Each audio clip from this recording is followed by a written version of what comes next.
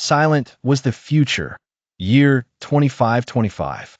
Humanity had built cities on the moon and Mars, created emotions through machines, yet erased faith from their hearts.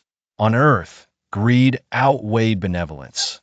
Injustice overshadowed compassion, and pride overtook the remembrance of the Creator. In the center of the city stood a forsaken mosque. There lived an elderly scholar who, despite the indifference of the people, called out daily, "O mankind, return. Do not forget Allah, for the world will perish by your hands."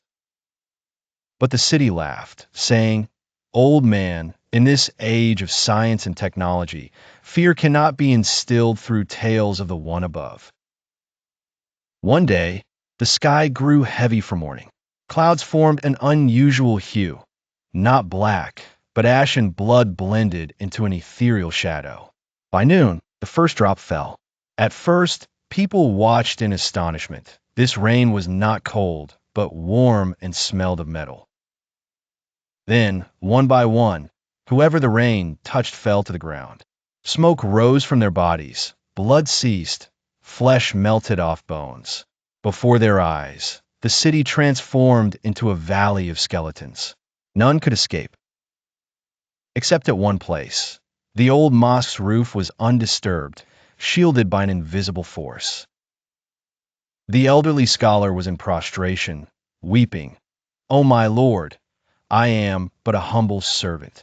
Even if you destroy all, I know by your mercy will return. This child, who sought refuge beside me, is perhaps your last gift. Protect him, O Forgiver, most merciful." His prayer reached the heavens. The clouds began to clear. The rain ceased. The sun's rays returned to the sky. Yet everything, cars, buildings, trees, and people, was reduced to bones and shadows. Only a child stood on the mosque's roof. Beside him was the elderly man. Amidst destruction breathed the essence of mercy. The elderly embraced the child and said, "We may be the last, but one is enough if Allah chooses to rebuild the world through him. Remember, the world is destroyed by sin, but it rises through faith and repentance." The child looked at the shattered city. Amidst dust and bones and torn remnants, he uttered Allah's name for the first time. Allah is greatest. Human knowledge is dwarfed by Allah's will. When sin exceeds limits, torment descends. Yet repentance and prostration are never in vain.